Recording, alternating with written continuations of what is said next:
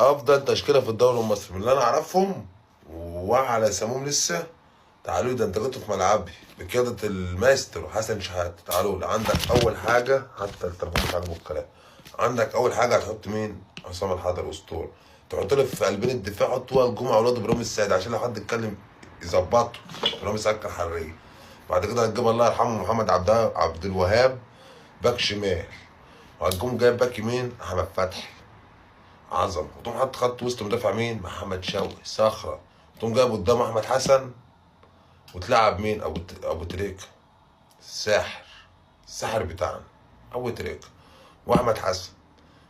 وفي حسني عبد ربه كمان، يعني ممكن نلعب ابو تريكه يعني. وفي حسني عبد ربه كمان نحط احتياطي. المهم هتيجي تلعب قدام هتقوم حاطط لي مين قدام بقى؟